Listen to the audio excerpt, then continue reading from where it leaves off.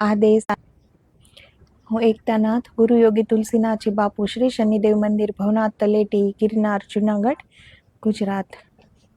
સુખદેવજી મહારાજ 7મે દિવસે બપોરે જે ઉપદેશ આપે છે પરીક્ષિત રાજાને કે એક શ્રોતા કેવા હોવા જોઈએ, એક વક્તા કેવા હોવા જોઈએ.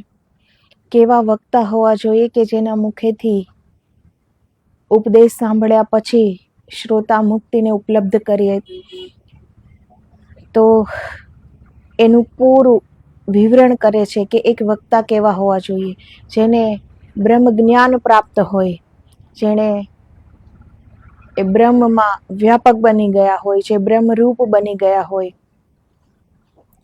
જેની સ્વયંની એ અનુભૂતિ હોય, સ્વયંના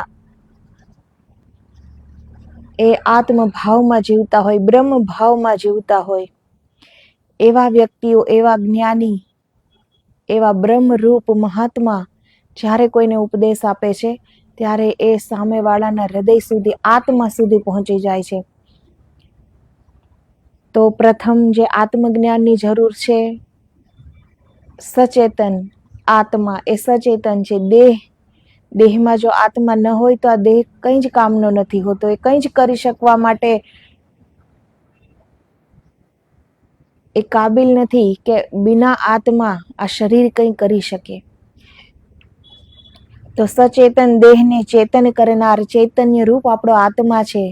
તો સૌ પ્રથમ આપણે એ સમજવાની જરૂર છે. જ્યાં સુધી આપણે આપણના સ્વયંને માત્ર ને માત્ર આ શરીરને આપણી ઓળખાણ માનીશું, ત્યાં સુધી તો કંઈ જ આગળ સમજ નહીં આવે, કંઈ જ જ્ઞાન પ્રાપ્ત નહીં થાય. તો સુખદેવજી મહારાજ એ સમજાવે છે એને. હવે આપણે આગળ જોઈએ. સુખદેવજી મહારાજ કહે છે કે જેની અંદર તર્ક છે, પ્રશ્ન છે, દલીલો છે, એ માત્ર ને માત્ર પૂરી જિંદગી પ્રશ્નોમાં ઉલઝાઈને રહી જાય છે, પૂરી જિંદગી ઉલઝન બની જાય છે. પ્રશ્ન અંદરથી ઉઠે છે તો એનો જવાબ પણ આપણી અંદર છે. જો પ્રશ્ન અંદરથી ઉઠે છે અને એનો જવાબ આપણે બહાર ગોતવા જઈએ, પૂરી જિંદગી વ્યર્થ જતી રહે છે, પરંતુ બહાર એ ઉત્તર ક્યાંય મળતો નથી. અગર મળી પણ જાય તો એ ઉત્તર આપણને સંતોષ આપી શકતો નથી. તો આપણી અંદરથી જે કંઈ પણ ઉત્પન્ન થાય છે એ આપણા અભ્યાસથી, આપણી મહેનતથી, આપણા પરિશ્રમથી, આપણા પ્રભુમય આપણે જે જીવન જીવીએ છીએ એનાથી, તો એનાથી જ વૈરાગ્ય, વિરક્તિ એ બધું આપણે અંદર ઉત્પન્ન થાય છે. તો સત્ય આપણી અંદરથી આવે તો જ આપણને એનો તૃપ્તિ થાય છે, સંતોષ થાય છે, તો જ હર પ્રશ્નનું નિવારણ થાય છે. ઉધારનું સત્ય, ઉધારનો જવાબ એ ક્યારેય, જવાબ તો મળી જાય છે પરંતુ સંતોષ નહીં આપી શકે. માટે ખુદ અનુભૂતિ કરવી જોઈએ, ખુદનો અનુભવ હોવો જોઈએ.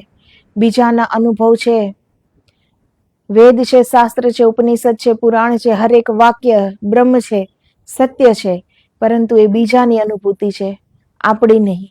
એટલે આપણે આપણા માટે એ એક સાચી વાત તો છે, પરંતુ એ આપણને તૃપ્ત નહીં કરી શકે. એ આપણને મુક્તિનો માર્ગ બતાવી શકશે પરંતુ એ મુક્તિ નહીં અપાવી શકે. કેમ કે એના માટે આપણે ખુદ અંદર જવું પડે છે, એના માટે આપણે ખુદ પરિશ્રમ કરવો પડે છે, અભ્યાસ કરવો પડે છે. તો જે સત્ય છે એ આપણી અંદરથી ઉત્પન્ન થવું જોઈએ, તો જ આપણને સંતોષ મળે છે. તો અનિત્ય પદાર્થો વડે ઉપાસના કર્યાથી સ્વર્ગાદિથી માંડીને અક્ષરધામ સુધીના નશ્વર સ્થાનો વા લોકની પ્રાપ્તિ થાય છે. તો જે અનિત્ય છે એની આપણે અગર ઉપાસના કરશું, એના જપ કરીશું, તો આપણને એનો લોક પ્રાપ્ત થશે, એનું સામીપ્ય પણ પ્રાપ્ત થશે. એનાથી એ મોક્ષનો માર્ગ પણ આપણને બતાવશે, પરંતુ એનાથી આપણને જે શાશ્વત મુક્તિ છે, જે શાશ્વત આનંદ છે, એ પ્રાપ્ત નહીં થઈ શકે, કેમ કે એ એની સત્તામાં નથી. તો કોઈ પણ દેવ દેવીની પૂજા કરવાથી આપણને એનું સામીપ્ય પ્રાપ્ત થશે, માર્ગદર્શન મળશે, પરંતુ મોક્ષ નહીં મળે, કેમ કે એ એની માલિકીમાં નથી, એ એની સત્તામાં નથી. બ્રહ્મલોક છે, વિષ્ણુલોક છે, શિવલોક છે, શક્તિલોક છે, એ સ્વયં પણ નિર્ભય નથી. આપણે જાણીએ છીએ કે પહેલા અસુરો એ લોક પર આક્રમણ કરતા હતા, તો નિર્ભય તો એ પણ નથી. અને જન્મ મૃત્યુ જન્મ એને પણ ધારણ કરવો પડે છે. તો આ બધા જે નશ્વર છે અને જેનાથી માયા ઉત્પન્ન થઈ છે, તો એના જપ કરવાથી આપણને મોક્ષ પ્રાપ્ત થતો નથી. તો એ આપણે હજી શરીર ભાવમાં જીવતા હોઈએ તો મંજિલ કેટલી દૂર છે. આ શરીર, મન, બુદ્ધિ, ઇન્દ્રિયો, ચિત્ત, આત્માથી પરે જઈને પરમાત્મા, અને પરમાત્માથી પરે જઈને પરમબ્રહ્મ પરમાત્મા સુધી પહોંચવું પડે છે. ત્યારે આપણને એ મુક્તિની અનુભૂતિ થાય છે. મુક્તિ એને નથી કહેવાતી કે આપણું મૃત્યુ થઈ જાય પછી જન્મ ન લેવો એ મુક્તિ. મુક્તિનો અનુભવ તો જીવતા જ આપણે કરવાનો હોય છે. હર સુખ દુઃખથી, આ સંસારથી, હર શોક આનંદથી, મારા તારાથી, હર ચીજથી, હર પદાર્થથી, હર ઈચ્છાઓથી, હર વિષય વાસનાથી પરે ઉઠી જવું, એનું જ નામ છે મુક્તિ. કે એ આપણને એ સમજમાં આવી જાય કે ઈશ્વર સિવાય અહીં કોઈનું અસ્તિત્વ નથી. પછી અહીં બીજું છે કોણ કે આપણે જેની સાથે કોઈ હરીફાઈ કરી શકીએ, કોઈની નિંદા કરી શકીએ, સ્વાર્થ કરી શકીએ? કોની સાથે આપણે કરીશું જ્યારે અહીં બીજા કોઈનું અસ્તિત્વ છે જ નહીં? તો જ્યાં સુધી આપણે શરીરમાં રહીએ છીએ ત્યાં સુધી જ અહીં આપણને બીજા શરીરો દેખાય છે. તો ત્યાં સુધી આપણે કંઈ જ પ્રાપ્ત કરી શકતા નથી. જ્યારે આપણે આત્મભાવમાં જીવીએ, આત્મા રૂપે પરમાત્મા એ એક જ દ્રષ્ટા છે અને એ એકનું જ, આ પરમાત્માનું જ અસ્તિત્વ છે પૂરી સૃષ્ટિમાં, પૂરા બ્રહ્માંડોમાં. માત્ર ને માત્ર એ એકની સત્તા છે. તો પરમ બ્રહ્મ પરમાત્માની કેટલી ઉચ્ચ સ્થિતિ કહી છે, અને એ જ માલિક છે. એની પાસે સત્તા છે કે આપણને મુક્ત કરાવી શકે, આ સંસાર બંધનોથી મુક્ત કરાવી શકે, જન્મ મૃત્યુની શૃંખલામાંથી છોડાવી શકે. અને સદગુરુ અને સંત એ તો એ પરમ બ્રહ્મ પરમાત્માથી પણ ઊંચા છે. કેમ કે સદગુરુ પરમબ્રહ્મ પરમાત્માને આજ્ઞા આપી શકે છે, પરંતુ પરમબ્રહ્મ પરમાત્મા સદગુરુને આજ્ઞા નથી આપી શકતા. એ તો એને પણ આધીન હોય છે. તો સદગુરુ એ જન્મ મૃત્યુની શૃંખલામાં નથી, એ પોતાની સ્વેચ્છાથી જન્મ ધારણ કરે છે. એને કોઈ કહેવા વાળું નથી જન્મ ધારણ કરવા માટે, પરંતુ એ એની કરુણા છે, એ એનો પ્રેમ છે, એ એની અનુકંપા છે કે જે આનંદને, જે પરમાત્માને, જે પરમ સુખને એ ઉપલબ્ધ થયા છે એ બીજાને પણ કરાવવા માંગે છે. એટલા માટે એ જન્મ ધારણ કરે છે. તો સદગુરુ છે એ સ્વયં માલિક છે. એનાથી ઉપર તો પરમબ્રહ્મ પરમાત્મા પણ નથી. તો પરમાત્માને તો આપણે જોયા નથી, પરંતુ સદગુરુને, સાચા સદગુરુ જેને પ્રાપ્ત છે તો એને તો આપણે જોયા છે ને. તો જો અગર સમર્પણ કરતા આવડી જાય, સમર્પિત થતા આવડી જાય, તો એ માર્ગદર્શક બનીને જ આવ્યા છે. માર્ગ એને જોયો છે, એ મુક્તિનો માર્ગ એને જોયો છે, તો એ આપણને હાથ પકડીને ત્યાં લઈ જશે. તો સદગુરુના ચરણોમાં સમર્પિત થઈ જવું, એ સમજદારી ન દેખાડવી કે સદગુરુને કઈ અન્ય સામગ્રીથી આપણે પ્રસન્ન કરી શકીએ. સદગુરુ સ્વયં માલિક છે, એને આપણે શું આપી શકીએ? જો ખુદને સમર્પિત થતા આવડી જાય તો સદગુરુ એ પરમ સુધી પહોંચાડી દે છે. અને સદગુરુ ક્યારેય આપણે સાથ છોડતા નથી. સદગુરુ એ પ્રેમનું રૂપ છે, એ પરમાત્માનું રૂપ છે, એ પરમબ્રહ્મ પરમાત્માનું જ રૂપ છે. અને એ એની કરુણા છે કે આપણને લેવા માટે આવ્યા છે. એની કૃપા અનવરત, અવિરત, નિરંતર વરસે છે. એ લેવા આવ્યા છે, પરંતુ જવા કોણ માંગે છે? સદગુરુ પાસે લૌકિક લાભ માટે જ બધા, લૌકિક લાભ માટે, ભૌતિક સુખ માટે, કુટુંબ પરિવારના સુખ માટે જાય છે. કોણ મોક્ષના માર્ગ પૂછવા જાય છે? કોણ એ માર્ગ જાણવા આતુર છે? કોને તત્પરતા છે? કોને આકાંક્ષાઓ છે? સદગુરુ જે સ્વયં આ સંસારના બંધનથી મુક્ત છે, એની પાસે જઈને જ આપણે સંસારના સુખો માંગીએ છીએ, તો એ ક્યાંથી વાત બને? એ સ્વયં આ સંસારની માયામાંથી મુક્ત કરવા આવ્યા છે અને આપણે એની પાસે માયા જ માંગવા જઈએ છીએ. એટલે તો સુખદેવજી મહારાજ જ્યારે દ્રશ્ય ખડું કરે છે સભામાં કે પોતાના સ્નેહીજનો મૃત્યુ પામે છે એવું બધાને દ્રશ્ય દેખાય છે, ઘરમાં ચોરી થાય છે, ત્યારે સુખદેવજી મહારાજ કહે છે કે અહીંથી જવું હોય તો ઊભા થઈ જાઓ.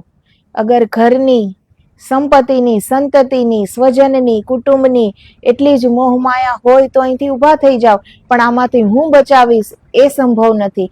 તો જે સાચા સદગુરુ છે એ માયામાંથી છોડાવે છે, એ માયામાં ઉલઝાવતા નથી, તો એમાં ક્યારેય સાથ નહીં આપે. સદગુરુ આવ્યા છે આ ધરતી પર આપણને મુક્તિનો માર્ગ બતાવવા માટે, મોહ માયાનો માર્ગ બતાવવા માટે નહીં. બહિર્મુખી યાત્રામાં જવા માટે એ સાથ નથી આપતા.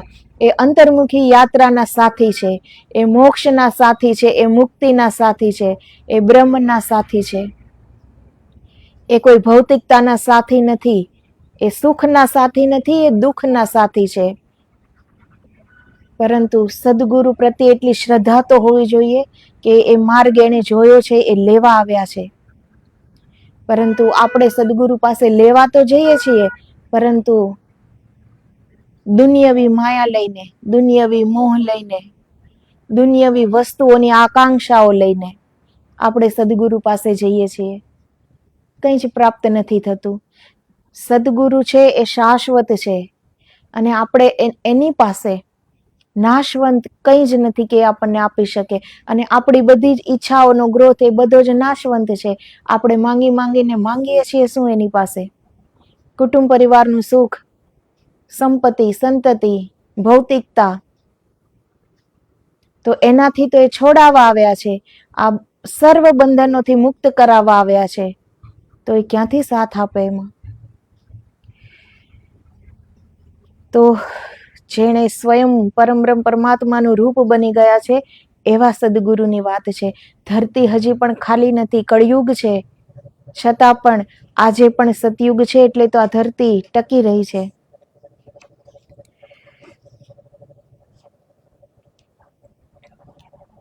અવિનાશી આત્મતત્વ, આત્મજ્યોતિ, બ્રહ્મ તત્વ વડે જ નિત્ય નિધિ મોક્ષની પ્રાપ્તિ થાય છે, જેને શાસ્ત્રકારો આત્મચેતના કહે છે. જે આત્મા અણિમાદી સિદ્ધિના ઐશ્વર્યને અને હિરણ્ય ગર્ભના અક્ષરધામના પદ પર્યંતને અનિત્ય સમજીને તેની સ્પૃહા, અપેક્ષા કે તેનું સ્મરણ કરતો નથી. તો કેટલી હદે જે મોક્ષ, જેને મોક્ષ ઈચ્છતો હોય, જે મોક્ષનો મુમુક્ષુ છે, માત્ર ને માત્ર એક ધ્યેય છે, માત્ર ને માત્ર એક ઈચ્છા છે. એ બીજા કોઈની ઈચ્છા કરતો નથી, કોઈ પણ લોકની, એ ભૌતિકતાની, ધન સંપત્તિની નહીં, પરંતુ એ કોઈ પણ દેવી લોકની પણ એ સ્પૃહા કરતો નથી, અપેક્ષા કરતો નથી. અણિમાદી આપણે કહે છે ને, અષ્ટ સિદ્ધિ નવ નિધિ, એની પણ એ સ્પૃહા કરતો નથી. તો સાચો મોક્ષ મુમુક્ષુ એને જ કહેવાય છે.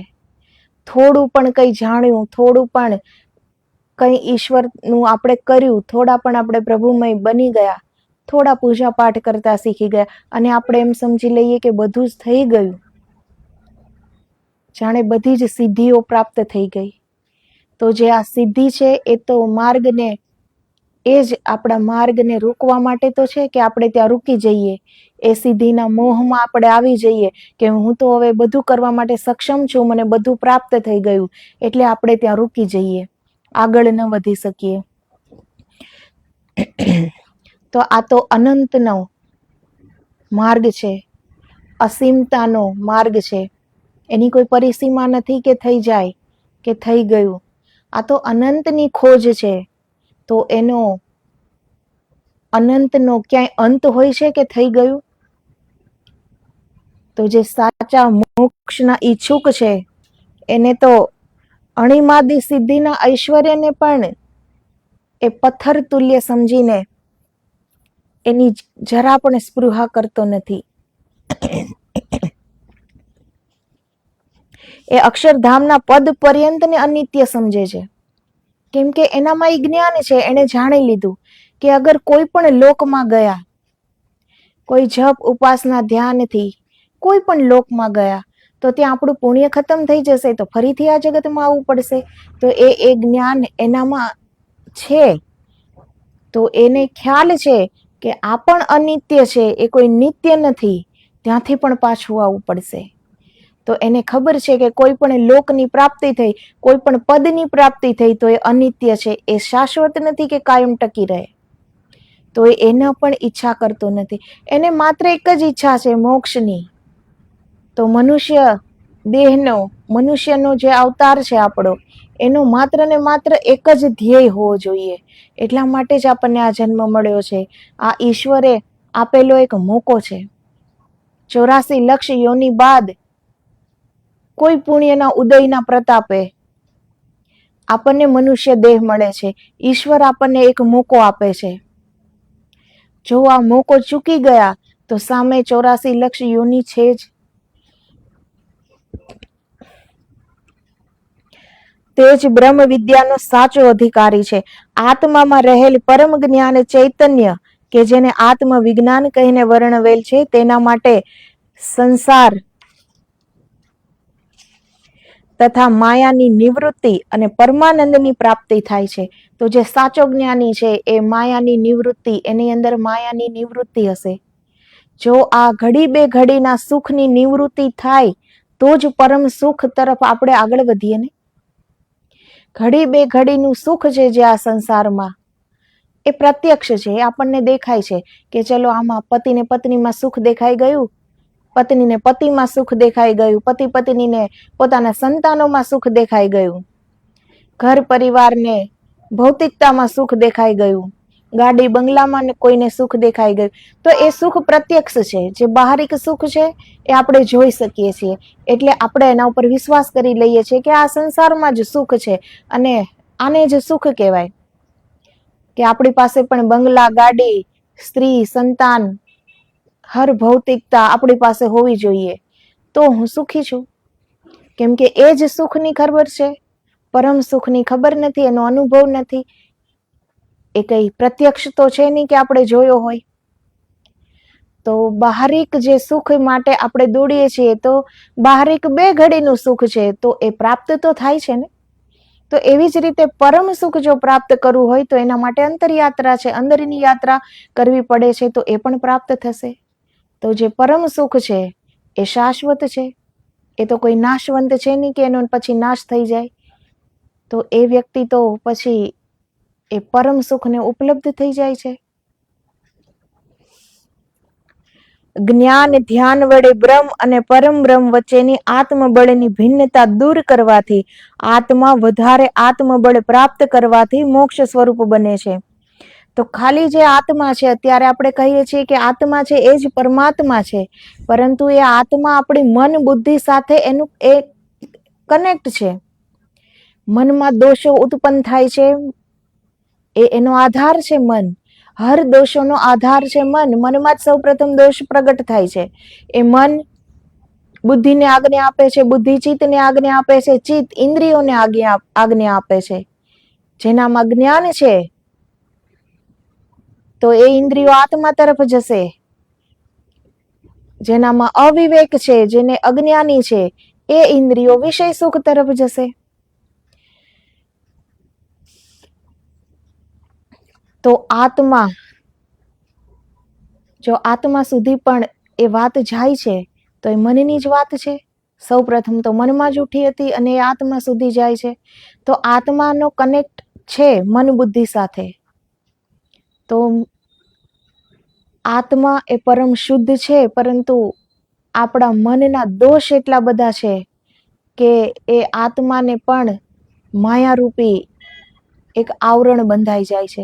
તો એનાથી આપણે એને મુક્ત કરવું પડે છે. એટલે જ આપણે જો એ બ્રહ્મને જાણવું હોય, જો આપણા સ્વસ્વરૂપને જાણવું હોય તો આ શરીર, મન, બુદ્ધિ, ચિત્ત, ઇન્દ્રિયથી પરે જવું પડે છે. તો જ આત્મા પૂર્ણ નિર્મળ બનશે. એનો એ કનેક્ટ એ તૂટી જશે, એની સાથે સંબંધ તૂટી જશે.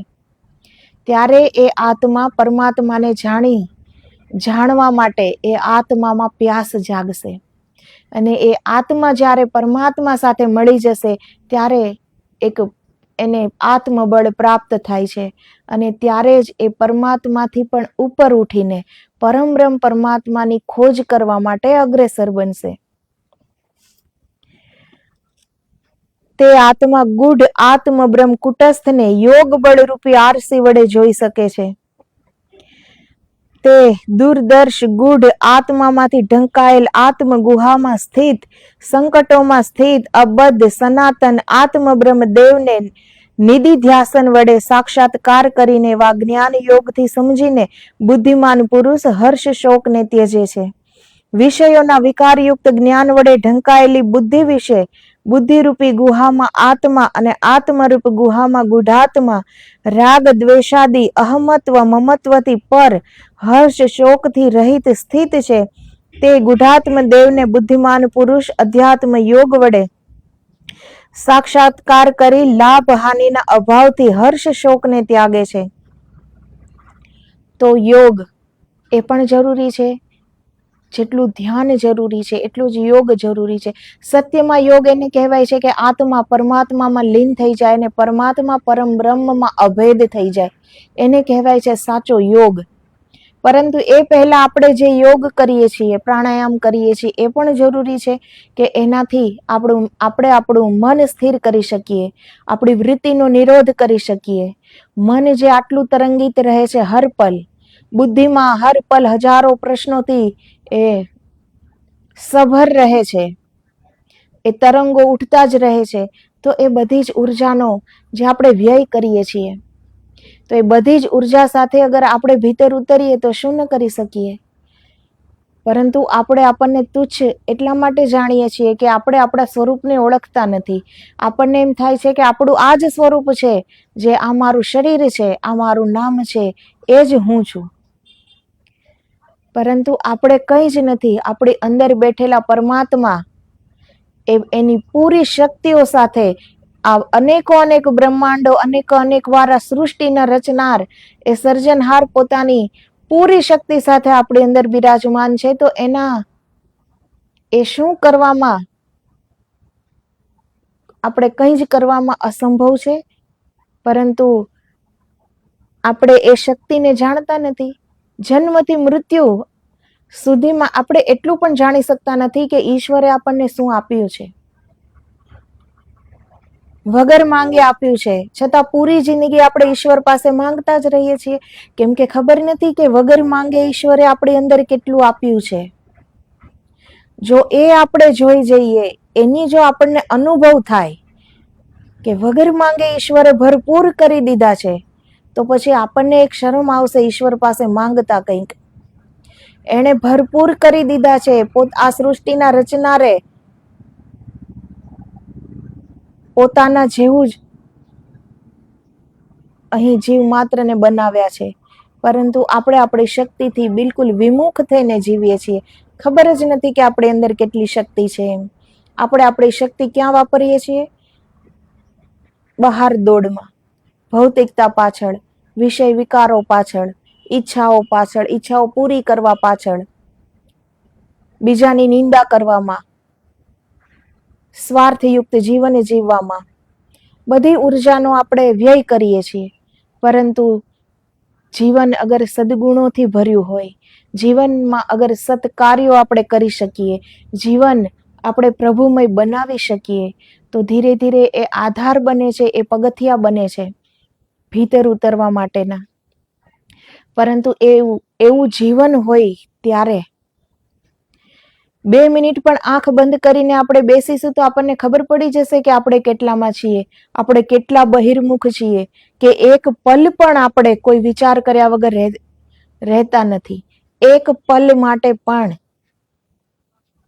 તો આ મન, આ બુદ્ધિ કેટલી તરંગિત છે, તો એને સ્થિર કરવામાં હજી કેટલા જન્મ જોશે? સદીઓથી જન્મ ઉપર જન્મ આપણે લેતા જ આવ્યા છીએ. કે પહેલી વાર તો આવ્યા છીએ નહીં આપણે.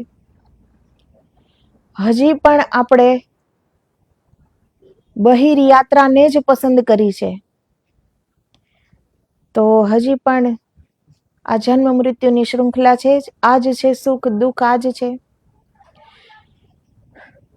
દુઃખની સંપૂર્ણ નિવૃત્તિ કરવી હોય તો એ પરમ સુખને પ્રાપ્ત કરવાની પ્યાસ જાગવી જોઈએ. એની પાછળ આપણે મહેનત કરવી જોઈએ. બહારિક મહેનત કરીએ છીએ તો બહાર ઘડી બે ઘડીનું સુખ છે, પણ પ્રાપ્ત તો થાય જ છે ને. તો જો પરમ સુખને પ્રાપ્ત કરવું હોય તો એની પાછળ પણ અગર આપણે મહેનત કરીએ તો શું ન કરી શકીએ, આપણે એ પણ પ્રાપ્ત કરી શકીએ. તો જે બુદ્ધિમાન પુરુષ છે, જે હકીકતમાં બુદ્ધિમાન પુરુષ છે, એ પરમ સુખને જ ચૂનશે ને. એ કઈ ઘડી બે ઘડીના સુખ તો ચૂનશે નહીં. તો સાચો બુદ્ધિમાન એને કહેવાય છે. પરંતુ ઈશ્વરે બધાને બુદ્ધિ આપી છે, પરંતુ એ બુદ્ધિનો ઉપયોગ બધા અલગ અલગ દિશામાં અલગ અલગ રીતે કરે છે. પરંતુ સાચો બુદ્ધિમાન એને કહેવાય છે, જે બે ઘડીના સુખને ત્યજી શકે અને પરમ સુખ તરફ આગળ વધી શકે. એને કહેવાય છે સાચો બુદ્ધિમાન, કે એ બુદ્ધિનો એને સદુપયોગ કર્યો, એની બુદ્ધિનો એટલો વિકાસ એને કર્યો. એક સામાન્ય આપણે બહિર્મુખી દોડીએ છીએ તો આપણે સામાન્ય બહાર જોઈએ, જેટલા પણ વૈજ્ઞાનિક છે અને જેટલા પણ વૈજ્ઞાનિકો થઈ ગયા છે, જેટલા પણ ખોજ કરતા છે અને જેટલા ખોજ કરતા થઈ ગયા છે, તો એના વિચારો કેટલી હદે સમાજને હિતકારક હશે, અને એણે એની બુદ્ધિનો વિકાસ કર્યો તો એ શું ન પ્રાપ્ત કરી શક્યા. ભલે એ બહિર્મુખી, એ આ સંસારમાં આગળ વધીને એ પ્રાપ્ત કર્યું, પણ કંઈક પ્રાપ્ત કર્યું ને આવી નહીં. અગર સંસારમાં રહીને બહિર યાત્રા પસંદ કરી પરંતુ એમાં પણ કંઈ પ્રાપ્ત ન કરી શક્યા, ન અંદરની યાત્રા કરી શક્યા, તો પૂરું જીવન વ્યર્થ જ ગયું ને. ઈશ્વરે આપણને બે યાત્રા એટલે તો આપી છે કે કંઈ પણ પસંદ કરો. બહિર યાત્રામાં મુક્તિ મળવી લગભગ અસંભવ જેવી થઈ જાય છે, કેમ કે બહિર યાત્રામાં ભટકાવ છે, માત્ર ભ્રમ છે. છતાં પણ જે માત્ર સ્વાર્થ માટે જીવતા નથી, પોતાના હિત સાથે સર્વનું હિત સમાહિત છે એવા કાર્યો જો કરી શકીએ તો બહિર યાત્રા પણ ખોટી નથી. જીવનમાં કંઈક તો આવીને પ્રાપ્ત કરી શકીએ ને, કે આપણે બીજાને પણ કામ આવી શકીએ. પશુઓ પણ બીજાને કામ આવી જાય છે, તો આપણે તો માનવ છીએ. તો સર્વનું હિત એમાં સમાહિત હોય, એટલું આપણું હૃદય જો વિશાળ હોય તો એ વિચાર આવે ને.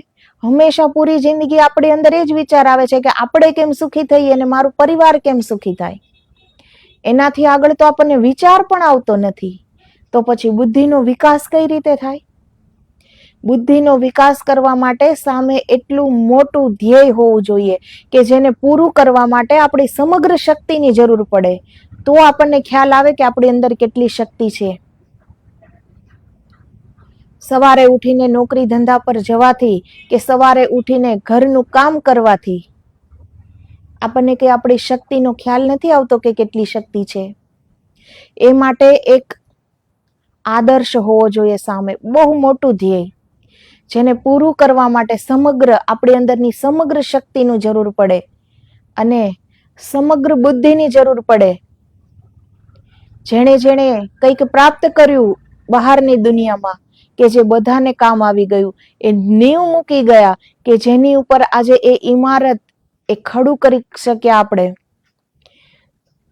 તો એનું હૃદય કેટલું વિશાળ હશે. એનો જે વિચાર હશે એ સ્વાર્થયુક્ત નહીં હોય કે મારું ને મારા કુટુંબનું જ હિત થાય. એનો વિચારમાં સર્વ સમાહિત હોય, ત્યારે જ તો એટલા મોટું એની પાસે ધ્યેય હતું અને એ ધ્યેયને પૂરું કરી શક્યા. ઉચ્ચ વિચાર હતો, સ્વાર્થયુક્ત વિચાર ન હતો, ઉચ્ચ વિચાર હતો, એટલે એ કરી શક્યા. અને આપણી સોચ કેવડી છે, એટલે જ તો આપણે વેદ શાસ્ત્ર ઉપનિષદમાં પણ પ્રશ્ન ઉભા કરીએ છીએ કે આમ કેવી રીતે બન્યું ને આમ કેવી રીતે થઈ શકે. કેમ કે આપણે કંઈ કરી નથી શક્યા અને બીજાએ કર્યું છે, તો એમાં આપણે પ્રશ્ન કરી શકીશું. પ્રશ્ન જ કરશું ને, જવાબ તો આપણી પાસે છે નહીં. અને જવાબ ગોતવાનું આપણી કોઈ આતુરતા પણ નથી કે એ જવાબ આપણે સ્વયં ગોતી લઈએ કે એ સાચું છે કે ખોટું છે. પરંતુ જેની પાસે સમય માત્ર વ્યર્થ કરવા માટે છે એ કંઈક તો કરશે જ ને. તો જે બુદ્ધિમાન છે એ પરમ સુખનો માર્ગ ચૂમશે. તો એને કહેવાય છે બુદ્ધિમાન વ્યક્તિઓ.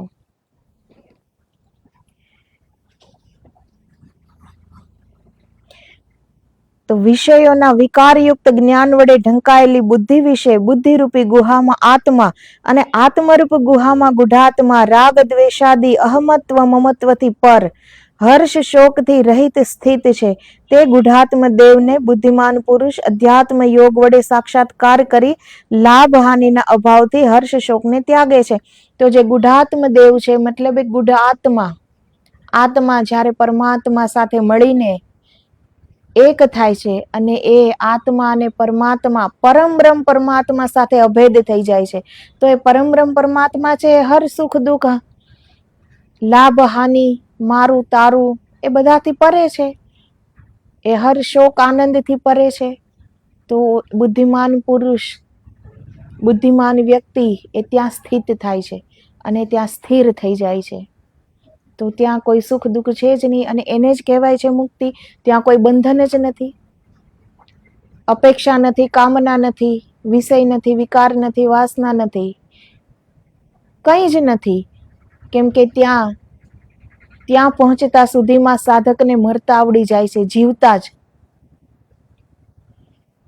જ્યાં સુધી આપણને મીટતા નથી આવડતું, મરતા નથી આવડતું, જ્યાં સુધી આપણો અહંકાર ઉભો રહે છે કે હું પણ છું, ત્યાં સુધી તો આપણે ક્યારેય પણ અંદર નહીં ઉતરી શકીએ. જ્યાં હું પણાનું વજન છે એ આપણને ક્યારેય ઉપર નહીં ઉઠવા દે. તો જીવતા જ મરતા આવડવું જોઈએ, મીટતા આવડવું જોઈએ, એવું સમર્પિત થતા આવડવું જોઈએ કે થઈ ગયા સમર્પણ, હવે હું કંઈ જ નથી અને મારું કંઈ જ નથી. માત્ર ને માત્ર એક જ તત્વ પૂરી સૃષ્ટિમાં અને પૂરા બ્રહ્માંડમાં માત્ર ને માત્ર એક બ્રહ્મ તત્વ છે. એના સિવાય અહીં કંઈ જ નથી. અહીં બીજાનું અસ્તિત્વ છે જ નહીં. આપણે માનીએ કે ન માનીએ, આપણા માનવા ન માનવાથી જે સત્ય છે અસત્ય તો નથી થઈ જતું. આજના લોકો પ્રશ્ન કરે છે કે અમે ક્યાં જોયું? તો જોવા માટે એ પાત્ર તો બનવું પડે ને. હજી તો એ પણ પ્રશ્ન છે કે ઈશ્વર છે કે નહીં. તો ઈશ્વરના સર્જનને એને જાણવા માટે, ઈશ્વરની દિવ્યતાને જાણવા માટે એ તો બહુ દૂરની વાત છે ને. જ્યાં ઈશ્વરના હોવાનો જ જો પ્રશ્ન છે તો એની દિવ્યતાને સમજવાનો એ પાત્રતા જ ક્યાં છે કે આપણે એમ કહી શકીએ કે અમે ક્યાં જોયું છે. એ તો જોઈ પણ નથી શકવાના ને. જ્યાં શ્રદ્ધા નથી ત્યાં કંઈ જ નથી. તો પ્રશ્ન અગર એટલો જ જરૂરી છે કે પ્રશ્ન ઉઠવો જ જોઈએ, તો એક જ પ્રશ્ન હોવો જોઈએ કે આપણે કોણ છીએ અને આપણે શું કરવા આવ્યા છીએ. એક જ એ પ્રશ્ન હોવો જોઈએ. અને જો એ પ્રશ્નનો જવાબ મળી જાય કે આપણે શું કરવા આવ્યા છીએ, તો એ માર્ગ પર આગળ આપણે વધવું જોઈએ. કંઈક પ્રાપ્ત કરવું હોય તો. નહીંતર તો આ સંસાર છે જ કે એમાં ભટકીને ફરીથી મૃત્યુ, ફરીથી જીવન, ફરીથી મૃત્યુ, ફરીથી એ જ સુખ દુઃખ, ફરીથી એ જ સંતાપ, ફરીથી એ જ મારું તારું, ફરીથી એ જ નિંદા, દ્વેષ, સ્વાર્થ છે જ. આ તો આમાંથી છૂટવું હોય આ એનો વિષય છે. બાકી તો બીજાના જીવન ઉપર પ્રશ્ન માણસ કરતા જ રહે છે ને. પરંતુ ક્યારેક રૂકીને આપણે આપણા પર આવવું જોઈએ અને આપણે સ્વયંને પ્રશ્ન કરવો જોઈએ કે હું કોણ છું, કેમ આવ્યો છું અહીં, મારું ધ્યેય શું હોવું જોઈએ, મારે શું કરવાનું છે. બીજા શું કરે છે એ જોવાનો આપણો રાઈટ નથી. એ બધું બધાની ડોર ઈશ્વરના હાથમાં છે. હર જીવ માત્ર પોતપોતાનું કર્મ પોતાના હાથે જ લખે છે, નિર્માણ કરે છે. તો એ જોવાનો આપણો કોઈ રાઈટ નથી. આપણો રાઈટ છે આપણા ઉપર કે આપણે શું કરવાનું છે. તો ફક્ત ને ફક્ત આપણે એ જોવાનું છે, આપણો આપણા જીવન પર અધિકાર છે. કેમ કે એ જીવ માત્રનો અધિકાર છે મોક્ષ પ્રાપ્ત કરવો. સંપૂર્ણ અધિકાર. તો આપણે એમ કહીએ કે અમારા જીવન પણ આપણા જીવન પર આપણો અધિકાર છે, તો એ પણ નથી. આપણને ખબર નથી કે આપણે કયા ઘરે જન્મ લેશું. શું એ આપણા હાથમાં છે કે કયા ઘરે જન્મ લેશું? આપણને ખ્યાલ હોય છે? આપણે કઈ પસંદ કરીને આવ્યા હોય છે, કોઈ મા બાપ, કોઈ ઘર? ક્યારે મૃત્યુ થશે એ પણ ખબર નથી.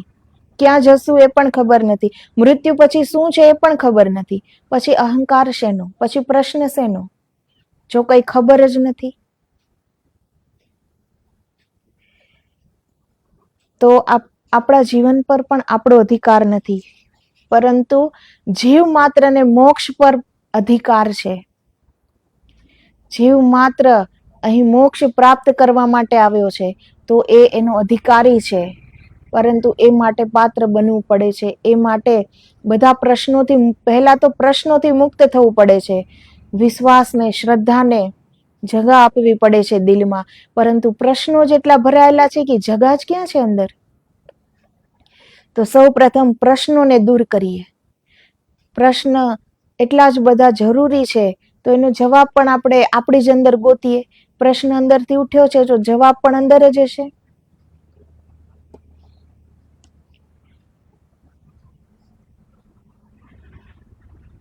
સર્વ વેદો જેને પ્રતિપાદિત કરે છે, જેમાંથી વેદો આદિની ઉત્પત્તિ જણાવે છે, અને સર્વ તપશ્ચર્યાઓ જેને શ્રેષ્ઠ અને છેલ્લું તપ કહે છે, જેની પ્રાપ્તિ માટે બ્રહ્મચર્ય પડાય છે, તે પદ સંક્ષેપ્તમાં ઓમ છે. માત્ર પ્રણવના ધ્યાન વડે જ પરમ બ્રહ્મની શીઘ્ર પ્રાપ્તિ અને કુટસ્થ બ્રહ્મની આત્મ ઉન્નતિ થાય છે, એમ યમે નચિકેતાને કહ્યું છે. આ યમ રાજાએ સ્વયં પોતાના મુખથી આ નચિકેતાને એ વાત કહે છે કે જેનો એક ધ્યેય હોય પરમ મોક્ષ પ્રાપ્ત કરવાનો, તો એ માત્ર ને માત્ર પ્રણવથી થાય છે. ઓમની ઉપાસનાથી, ઓમમાં તન્મય બનીને, ઓમમાં લીન બનીને. તો આ છેલ્લામાં છેલ્લું તપ છે. તો શુકદેવજી મહારાજ આજે આ 7મો દિવસ છે, તો આ એનો સાર કહે છે. છેલ્લામાં છેલ્લું તપ એ ઓમ છે. મુક્તિ કેમ પ્રાપ્ત કરવી એ પણ કહે છે. આખો માર્ગ બતાવી દીધો શુકદેવજી મહારાજે. કેમ કે એને સ્વયંની અનુભૂતિ છે. એ કઈ વાંચેલું, જોયેલું, સાંભળેલું તો બોલતા નથી. એ સ્વયંની અનુભૂતિ છે. એને સ્વયં પોતાનો અનુભવ છે. એ સ્વયં મોક્ષમાં જીવે છે, મુક્તિમાં જીવે છે. તો એ માર્ગ એને જોયો છે, એટલે જ તો એ બતાવવા આવ્યા છે. તો આ પરીક્ષિત રાજાનું કેટલું સમર્પણ હશે કે 7 દિવસમાં માત્ર ઉપદેશ સાંભળતા સાંભળતા એ મોક્ષને પ્રાપ્ત કરી ગયા. એની પાસે કોઈ સમય તો છે નહીં કે એ જપ, ઉપાસના, ધ્યાન, સમાધિ સુધી જઈ શકે. સમય તો હતો નહીં, 7 દિવસનો જ હતો. પરંતુ એણે કેવી રીતે સાંભળ્યું હશે કે એ મુક્તિને ઉપલબ્ધ થઈ ગયા.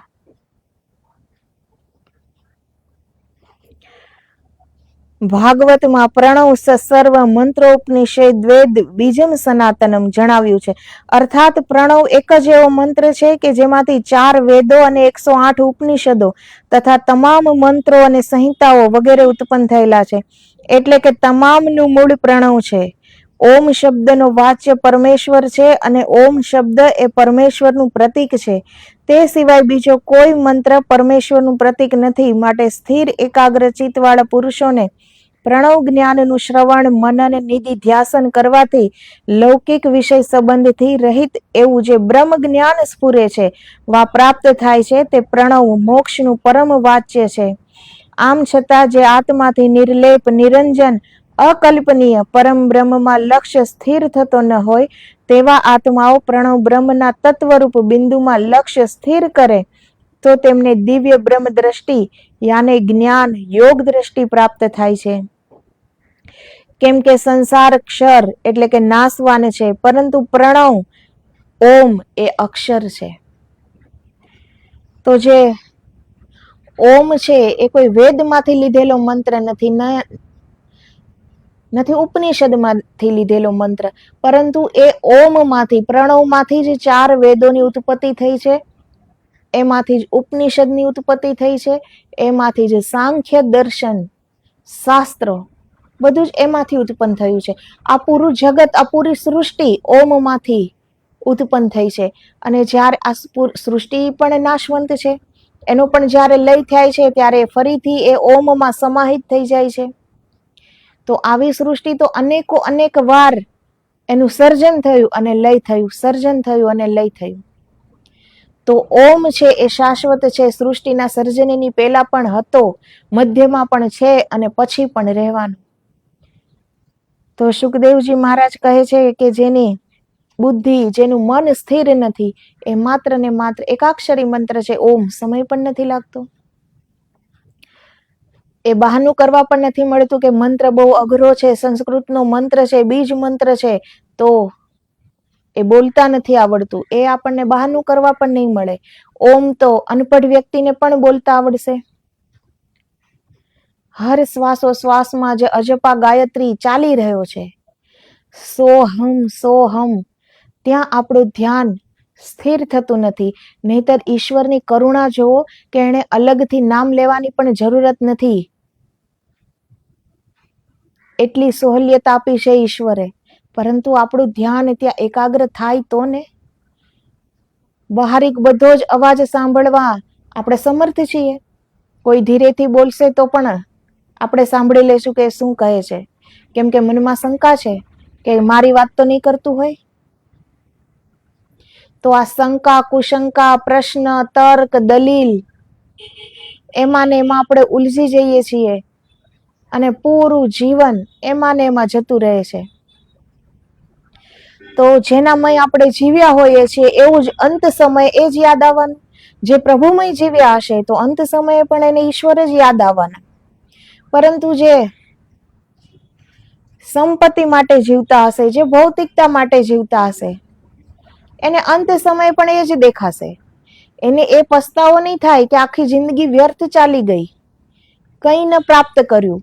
એને પછતાવો એ થશે કે આટલી બધી મહેનતથી મેં આ ગાડી, બંગલા, આ સંપત્તિ, આ વૈભવ ઉભો કર્યો છે, એને મારે છોડીને જવો પડે છે.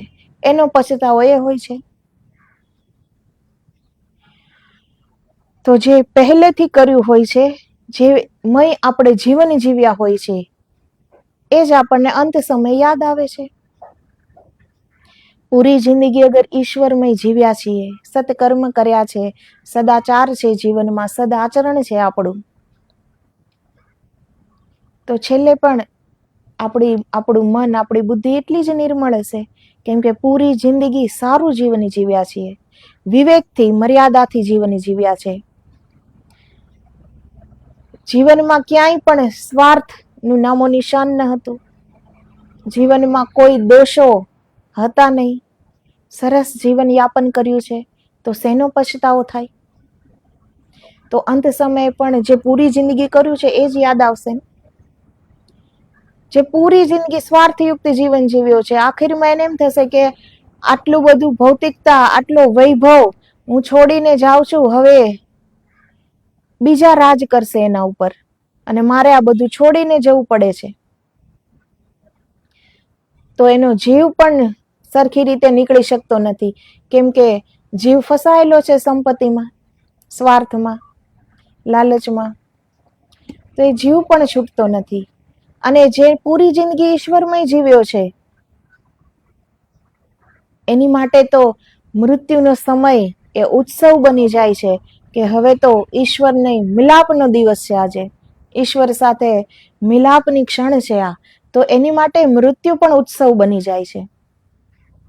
જેનું મૃત્યુ જ પસ્તાવો બની જાય, તો જીવતા પણ ના આવડ્યું ને મરતા પણ ના આવડ્યું. પરંતુ જેનું મૃત્યુ ઉત્સવ બની જાય, તો જરૂર એનું જીવન એક ઉત્સવ જ હશે. તો આ છેલ્લામાં છેલ્લું તપ, આ છેલ્લામાં છેલ્લી ઉપાસના 7મો દિવસ છે. તો જે વેદ ઉપનિષદના સાર છે, જેવી રીતે દૂધને મથીને આપણે જે દૂધને જમાવીએ છીએ, દહીં બને છે, દહીંમાંથી છાશ, છાશમાંથી માખણ, ને માખણને ગરમ કરીએ ત્યારે ઘી. તો દૂધનો જે સાર છે એ ઘી છે.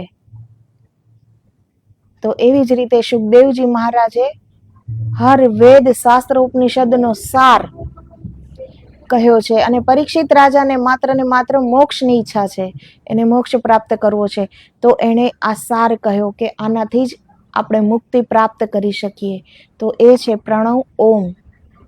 તો આપણે જે સોહમનો નાદ જે ચાલી રહ્યો છે, હર શ્વાસમાં જીવ માત્ર આ અજપા જપ કરી રહ્યો છે, પરંતુ ધ્યાન કોઈનું નથી, એ સંભળાતો પણ નથી. એટલે જ અલગથી નામ લેવાની જરૂર પડે છે. ઓમનું સંગીત પૂરી સૃષ્ટિમાં, પૂરા બ્રહ્માંડમાં ગુંજાયમાન છે. એવી જ રીતે ઓમનું સંગીત આપણી અંદર પણ ગુંજાયમાન છે, પરંતુ એ સાંભળવા સમય ક્યાં છે આપણી પાસે? એટલા એકાગ્ર છીએ ક્યાં? બહારનું જ બધું સાંભળીએ છીએ, કેમ કે કેટલા જન્મોથી, કેટલા યુગોથી ખબર નથી આપણને, પરંતુ આપણે હંમેશા બહિર્મુખી દોડ જ પસંદ કરી છે. તો આપણે બધું બહારનું જ જોઈ શકીશું, બહારનું જ આપણે સાંભળી શકીશું, પરંતુ આપણી જ અંદર એ સંગીત ગુંજાયમાન છે, આપણી જ અંદર એ નાદ ગુંજાયમાન છે, આપણી જ અંદર અજપા ગાયત્રી એ જાપ જપાઈ રહ્યો છે, વગર મહેનતે, સ્વતઃ. એમાં કઈ મહેનતની પણ જરૂર નથી. માત્ર ને માત્ર એમાં સ્થિર થવાની જરૂર છે. માત્ર ને માત્ર આપણું ધ્યાન ત્યાં લાગવું જોઈએ. તો એનો અનુભવ કરવાનો છે. કંઈ જ કરવા, આપણે કંઈ જ કરવું પડે એવું ઈશ્વરે નથી કર્યું. કરુણા તો જોવો એની, કે અલગથી નામ લેવાની પણ જરૂર નથી, એ પણ સ્વતઃ લેવાય છે અંદર.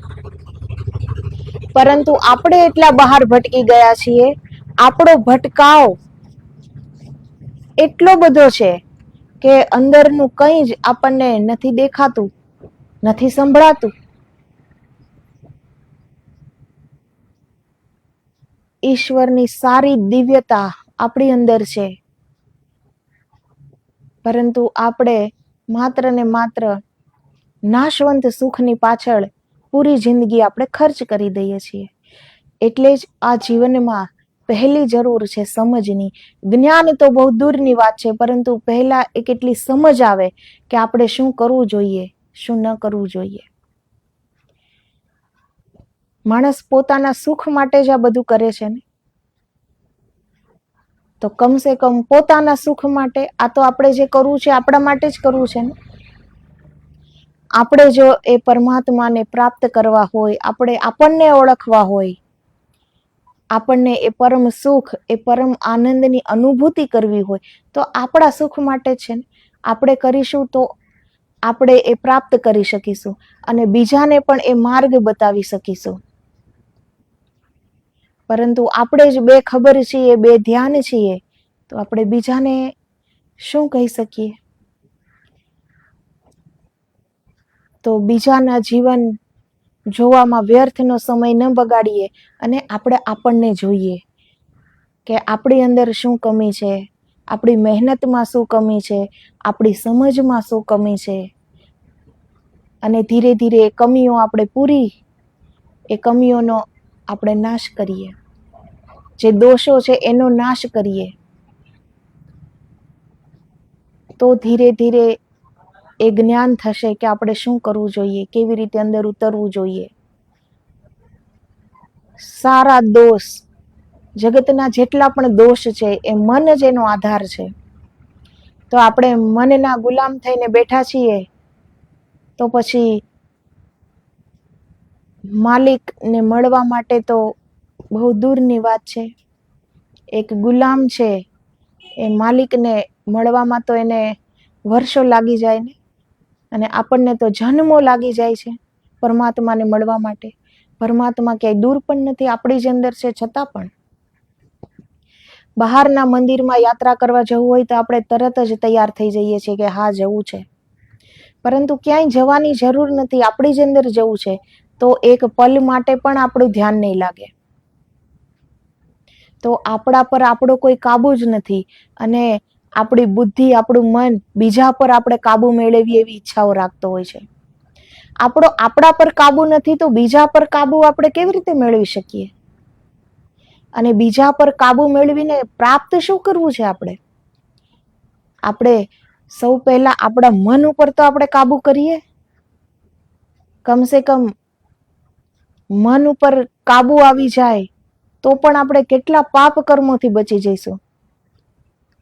તો હજી બપોરે સુખદેવજી મહારાજ આગળ પણ સુખદેવજી પરીક્ષિત રાજાને સમજાવે છે, એ હવે આપણે આગળના વિડીયોમાં જોઈશું. આ 7મો દિવસ છે. તો હવે જે સુખદેવજી મહારાજ વાત કહે છે એ સાર છે કે જેનાથી પરીક્ષિત રાજા મુક્તિને, મોક્ષને ઉપલબ્ધ થઈ જાય છે. તો આદેશ, જય ગિરનારી, જય ગુરુદેવ.